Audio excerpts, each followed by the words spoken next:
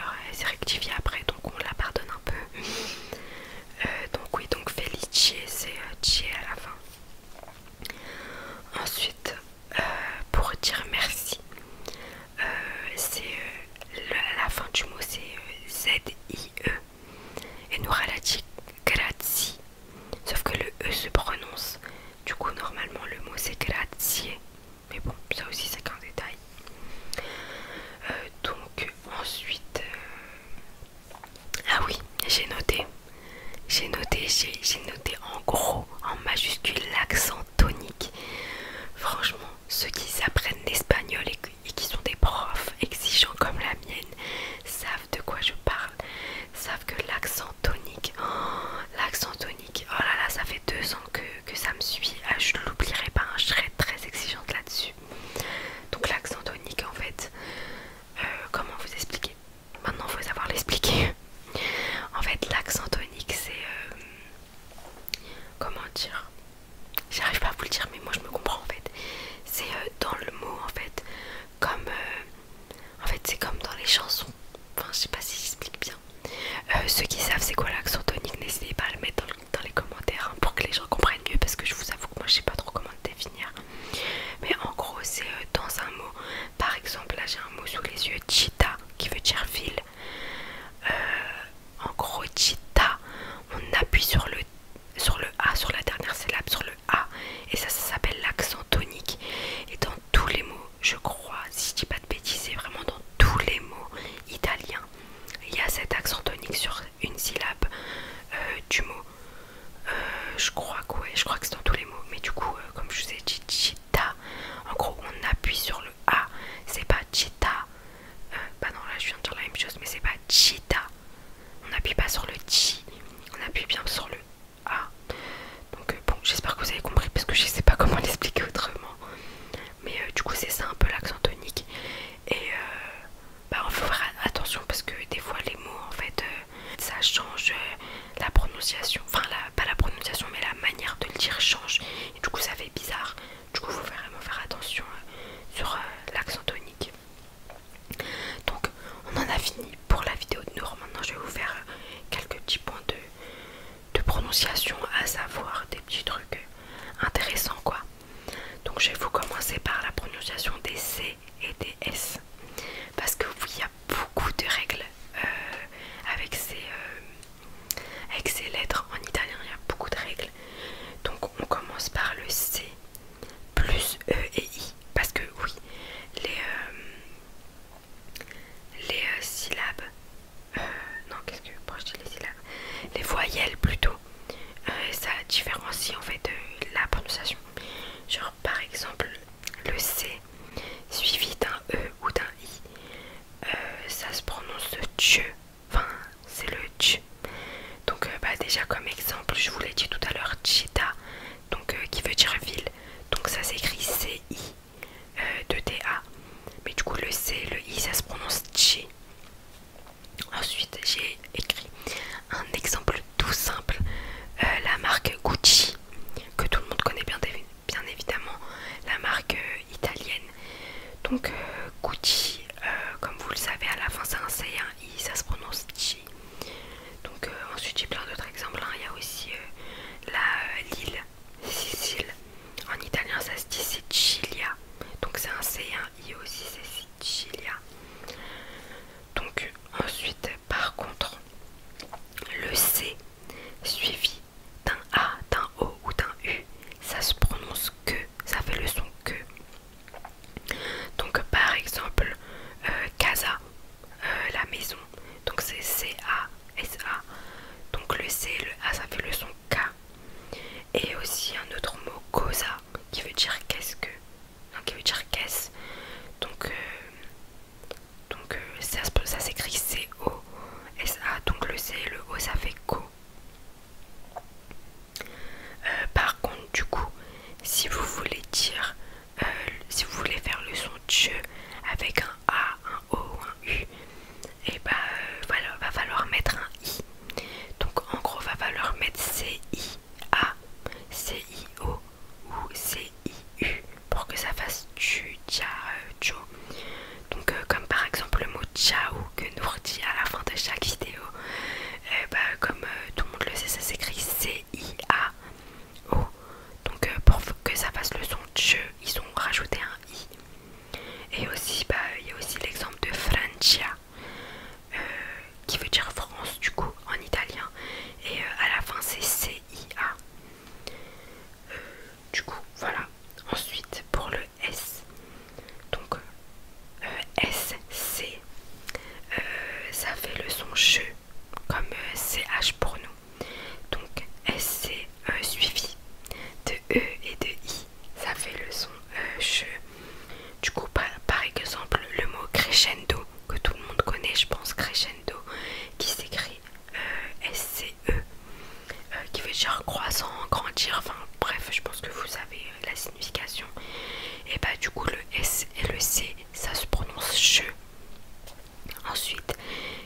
aussi le mot scelta qui s'écrit S-C-E-L-T-A.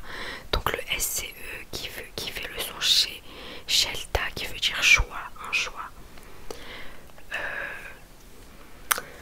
Du coup, voilà. Donc pour faire le son che, pour faire le son che avec le A, le O et le U, je l'ai pas noté. Donc je pense que je l'ai pas trouvé du coup si je l'ai pas noté. Donc si vous savez, n'hésitez pas à le dire dans les commentaires. Donc ensuite il y a une autre règle, le CH. Ça se prononce pas che, ça se prononce que. Donc ça moi aussi j'ai été étonnée. Mais oui, donc CH se prononce que. Donc par exemple perché qui veut dire pourquoi du coup. Perché ça se prononce, ça s'écrit CHE à la fin et du coup ça se dit perché. Et aussi il y a le mot que, le petit pronom que. Je sais même pas si c'est un pronom mais bref. Le petit bah, y a la même chose en italien c'est que mais ça s'écrit CHE du coup. Et bah, ça se prononce comme ça. Et du coup j'ai pour dire par exemple qu'est-ce qu'il y a en italien, on dira che cosa c'è. Donc qui s'écrit che, C-H-E, cosa qui s'écrit C-O-S-A et le c'è, le C apostrophe E. Donc che cosa c'è, donc qui regroupe tous les points de langue que je viens de vous dire. Donc voilà pour les C et les S. Je sais pas si j'ai tout dit mais je pense. Après si vous avez des trucs à rajouter ou quoi, n'hésitez pas à me dire parce que déjà en plus comme j'apprends l'italien ça me fera plus de vocabulaire pour moi. Et bah, pour les personnes qui veulent en savoir plus comme ça, vous pourrez les mettre en commentaire. Donc ensuite on va passer au point de langue avec la lettre G. Donc même en français il y a plein de prononciations avec le G, donc en italien c'est pareil. Donc on va commencer par le GLI. Donc quand il y a GLI en italien ça se prononce li. En fait tout simplement le G ne se prononce pas. Donc il y a un exemple très connu que ma prof d'italien nous en a parlé pendant des semaines. Les pâtes tagliatelle. Bah non, je viens de mal le prononcer. Pardon, je viens de mal le prononcer parce que moi-même en fait j'ai pris l'habitude de dire tagliatelle alors qu'en fait ça se prononce tagliatelle. Le G ne se prononce pas tout simplement parce qu'il y a GLI du coup. Et en plus, petite anecdote, ma prof d'italien en fait nous a dit que les Italiens détestaient, mais vraiment détestaient les touristes qui disaient tagliatelle. Elle nous a dit ça nous énerve vraiment, donc faites attention. Ceux qui vont en Italie et qui veulent pas commander des pâtes tagliatelle, vraiment n'oubliez pas, dites tagliatelle et pas tagliatelle parce que ça les énerve et après peut-être qu'ils vous vont mettre je sais pas quoi dans vos pâtes hein. Je rigole bien sûr mais faites attention parce que du coup ça se prononce tagliatelle. J'ai un autre exemple aussi que j'ai écrit, accogliere, donc qui veut dire accueillir, et accogliere en fait le liere ça s'écrit G-L-I E-2-R-E mais du coup le G ne se prononce pas. Il y a aussi un autre exemple, palia qui veut dire paille. Palia en fait bah, du coup ça s'écrit P-A-G-L-I-A et du coup le G ne se prononce toujours pas. Donc ensuite il y a les lettres G et N. Donc c'est comme en français. GN ça se prononce mieux. En fait, ouais vraiment comme en français pour le GN. Par exemple montagne en italien et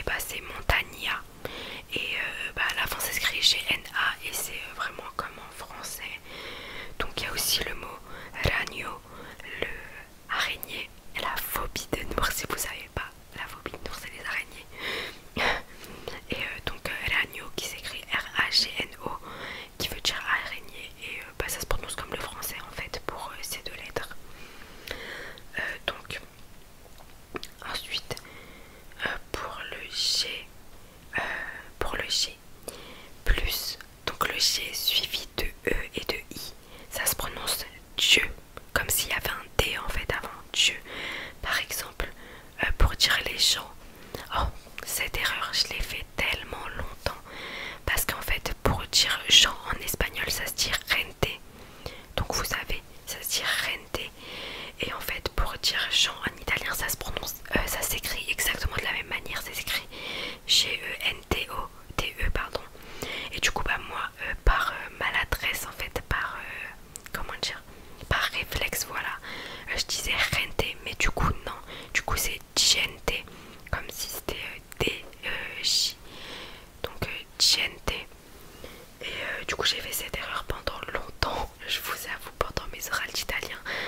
Ma professeure tout le temps elle me reprenait, non Sima c'est pas rente, c'est gente. Mais du coup voilà, donc le G suivi de E ou de I, ça se prononce Dieu. Et par exemple Giro, qui veut dire visiter, ça s'écrit G-I-R-O. Donc c'est aussi, ça se prononce aussi du coup Giro. Donc pour la petite prononciation. Ensuite, par contre, le G suivi de A, de O ou de U, cette fois ça se prononce que. Donc, comme en fait, comme en français pour ça, du coup, le A, le O et le U, après le G, ça se prononce que, du coup, comme le mot gusto, gusto qui veut dire goûter.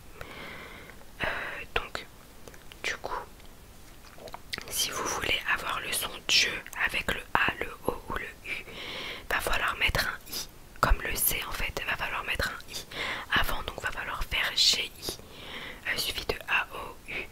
Donc par exemple, j'ai pas trouvé d'exemple, je vous avoue, mais du coup j'ai mis le prénom. Giovanni, je pense que tout le monde le connaît, c'est un prénom classique italien. Le prénom Giovanni, comme vous pouvez voir au début ça s'écrit G-I-O, du coup pour que ça fasse pour que ça fasse le son Joe. Et j'ai pas trouvé d'autres exemples, désolé si vous en avez, n'hésitez pas à dire dans les commentaires, vraiment dans les commentaires, là mettez tout ce que vous avez sur la langue italienne, déjà ça va m'en apprendre plus, et peut-être que dans mes prochaines évaluations j'aurai des points en plus, donc vraiment n'hésitez pas. Et en plus, bah, du coup pour les gens qui veulent en savoir plus, j'ai dit beaucoup le mot plus. Du coup, comme je vous ai dit, du coup Giovanni, ça s'est prononcé du coup Dieu, parce qu'il y avait un I avant du coup. Ensuite, là, pour finir, du coup, le G et le H. Le G et le H, ça se prononce que. Donc, comme le seul exemple que j'ai trouvé, c'est spaghetti. Donc, spaghetti, je pense que tout le monde sait ce que c'est des spaghettis, quoi. En français, c'est le même mot. Mais du coup, comme vous le savez, le GH est suivi d'un E. Et du coup, ça fait le son que. Donc, ça, j'ai oublié de vous le dire, mais du coup, ça, c'est parce que, comme le G plus E, I, ça fait le son Dieu. Du coup, si vous voulez le son que, donc ne faites pas comme en français, n'ajoutez pas un U, mais ajoutez un H. Du coup, si vous voulez le son que avec EI, et bah vous faites GH plus EI, et ça fait le son que, donc comme dans le mot spaghetti. Donc voilà, je pense que j'ai tout dit. Ah mais non, mon manuel, je vous en ai même pas parlé. Mais du coup voilà, il se présente comme ça. Si vous apprenez l'italien et que vous avez pas le même manuel que moi, bah n'hésitez pas à me dire lequel vous avez et tout, ça m'intéresserait. Peut-être que j'arrive plus à parler. Bon, du coup voilà, ça c'est mon manuel. Si vous voulez la référence ou quoi, n'hésitez pas à le dire en commentaire, je vous la mettrai. Donc il s'appelle Esplorazione.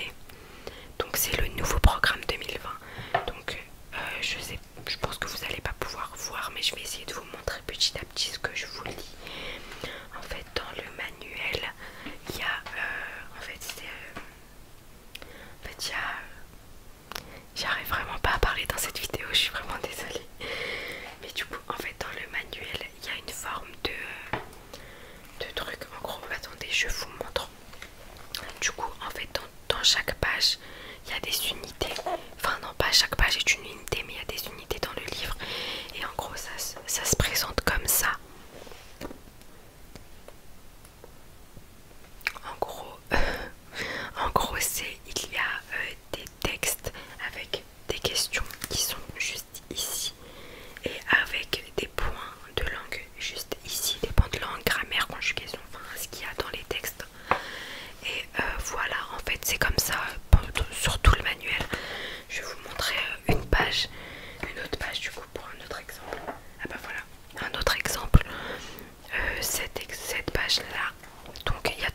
deux documents, un sur cette page là, un sur la page de gauche et un sur la page de droite, et avec les questions juste au dessus. Donc là il y a les questions et là il y a les questions, et le point de langue, de grammaire, etc. En bas en jaune avec par exemple ici il y en a, en blanc c'est un exercice, des fois il n'y a pas d'exercice, des fois il y en a, ici il y en a. Et du coup voilà, vu que c'est oh, j'ai touché le micro, j'espère que ça vous a pas fait un gros bruit désagréable. Vu que c'est vraiment je sais pas ce qui se passe aujourd'hui avec ma langue, j'arrive pas à parler. Donc vu que c'est un livre A2 vers B1, B2, il n'y a pas les bases de vocabulaire dedans. Ça c'était dans mon manuel de l'année dernière, malheureusement je l'ai vendu parce que du coup j'allais pas l'utiliser cette année, mais du coup je pourrais pas vous montrer les points de base en fait, même si je vous en ai dit pas mal, mais il y a plein de petits trucs à savoir, donc je pourrais pas les montrer.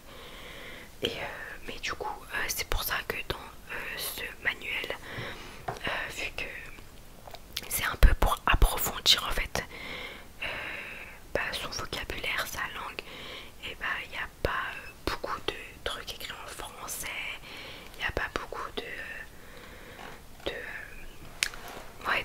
traduction quoi, à part du coup les points de langue qui sont en orange. Ça bien sûr c'est en français parce que pour qu'on comprenne bien, mais sinon les textes bien évidemment ils vont pas les mettre en français hein. Les questions aussi sont en italien, donc voilà. Après je vous ai pas trop lu des trucs ou quoi, n'hésitez pas à me dire, parce que bon là sinon la vidéo elle va durer 1 heure, mais vraiment n'hésitez pas à me dire, moi ça m'intéresserait, mais bien sûr si ça vous intéresse pas je vais pas le faire, à me dire si vous voulez que je vous lise quelques petits textes, parce qu'il y a des fois il y a des longs textes de mon manuel en italien. Bon bien sûr vous verrez que ma prononciation c'est pas ça, mais je me débrouille assez bien, donc n'hésitez pas à me dire si vous voulez qu'un jour je fasse une vidéo full, enfin genre une vidéo complètement sur mon manuel où on le découvre en fait, où je vous lirai quelques textes, quelques points de langue, etc. Donc n'hésitez pas à me dire si ça vous intéresserait, moi je le ferai avec grand plaisir. Donc voilà, comme je vous ai dit, n'hésitez pas à mettre dans les commentaires si vous savez des petits trucs sur la conjugaison en langue des Italiens. Du coup voilà, j'espère que du coup la vidéo vous aura plu.